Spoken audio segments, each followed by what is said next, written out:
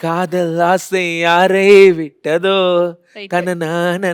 ஏன்னா பார்த்தீங்கன்னா இவங்க எப்பயுமே வந்து ஒரு மிடுக்கான ஆட்கள் மேசராசிக்காரங்க. அப்படின்னா மிடுக்கான ஆட்கள்னா பிராண்டடான பிராண்டு. ஓகே. அந்த மாதிரி பிராண்டு கண்ணாடி பிராண்டு லக்ஸூரியான லவ். ஆ. இவங்கள போய் பாருங்க மேசராசிக்காரங்களை எடுத்து பாருங்க.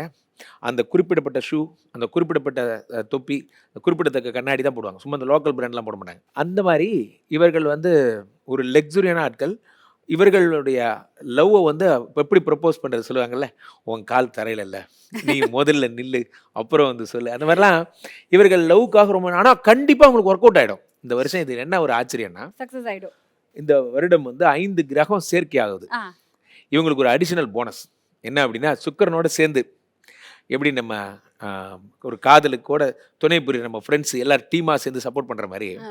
இவங்க காதல ஜெயிக்க வைக்கக்கூடிய ஒரு டீமே வரப்போகுது. இந்த 11ஆம் இடத்துல. யாரெல்லாம் வரப்போறாங்க சார்? ஆமா. செவ்வாய் வராரு, புதன் வராரு, சூரியன் வராரு இந்த மாரிலாம் நெறைய கதை. சரி. ஸோ, அப்ப அந்த சுக்கிரன் வரும்பொழுது இவர்கள் ஒயிட் ரோஸ் எடுத்துக்கணும். வித்தியாசமா. White rose.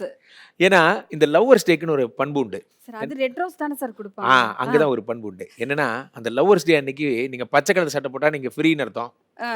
ஆமா. பாருங்க நான் கூட நம்ம பிள்ளை அவர் ஃப்ரீலாம் கிடையாதுங்க. பச்சை கலர் ட்ரெஸ் போட்டா ஃப்ரீன்னு அர்த்தம். ஆ. எல்லோ கலர் ட்ரெஸ் போட்டீங்கன்னா எங்கேஜ்டுன்னு அர்த்தம். ரெட் கலர் ட்ரெஸ் போட்டா நீங்க வந்து அப்போஸ்ன்னு அர்த்தம்லாம் சொல்லுவாங்கல்ல. இவங்களுக்கு ரொம்ப இன்பில்ட் கலரே ரெட் தான்.